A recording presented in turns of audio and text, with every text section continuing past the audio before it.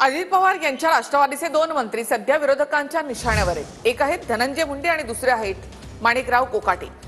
यांनी राजीनामा द्यावा अशी मागणी विरोधकांनी केली आहे। कृषी खात्यामधल्या कथित घोटाळा प्रकरणी धनंजय मुंडे आणि सदनिका घोटाळ्यामध्ये दोषी आढळल्यामुळे माणिकराव कोकाटे यांना मंत्रिमंडळामधून काढून टाकावं अशी मागणी विरोधकांनी केली आहे।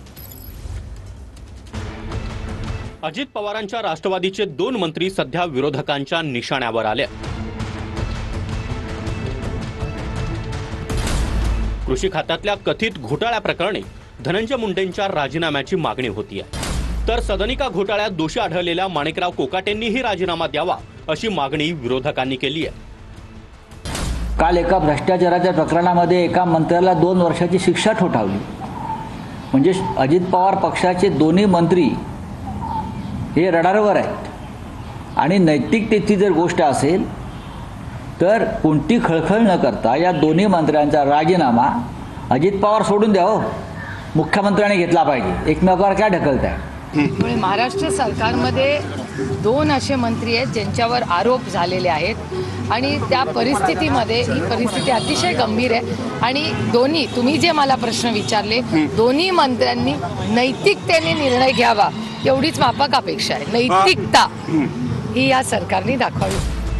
गुन्हा सिद्ध झाल्यामुळे माणिकराव कोकाटेंना मंत्रिपदावर राहण्याचा अधिकार नाही असं काँग्रेस प्रदेशाध्यक्ष हर्षवर्धन सपकाळ यांनी म्हटलंय, तर कोर्टानं दोषी ठरवल्यानं कोकाटेंचा राजीनामा घ्या अशी मागणी प्रकाश आंबेडकर यांनी केली आहे। आपल्या पुढे दोन प्रकरण आहे। एक आहे बीडचं, धनंजय मुंडेंच्या प्रकरणामध्ये सांगतात की आरोप लागू द्या, आरोप स्पष्ट होऊ द्या, आरोप सिद्ध होऊ द्या, त्याच्याशिवाय राजीनामा देणार नाही। आणि दुसरीकडे आरोप सिद्ध झाले, शिक्षा झाली तरी राजीनामा देणार नाही। त्यामुळे नैतिकता जी आहे ही नैतिकता संपूर्णतः या महायुती सरकारने गुंडाळून ठेवलेली आहे हे यातून लक्षात येतं। मंत्रिपदाचा त्यांनी राजीनामा दिला पाहिजे, मुख्यमंत्र्यांनी तो घेतला पाहिजे।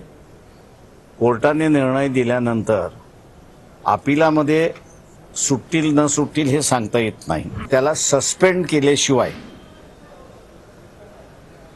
आमदारकी थांबत नाही, त्याच्यामुळे ती कारवाई झाली पाहिजे असं माझं स्वतःचं म्हणणं आहे। राजीनामा द्यावा, त्यांनी राजीनामा दिलाच पाहिजे। मंत्रिमंडळात राहून ज्यावेळेला आरोप होतात एक क्षण सुद्धा पदावर राहणं दोष आहे। लगेच राजीनामा देऊन मोकळे झाले पाहिजे।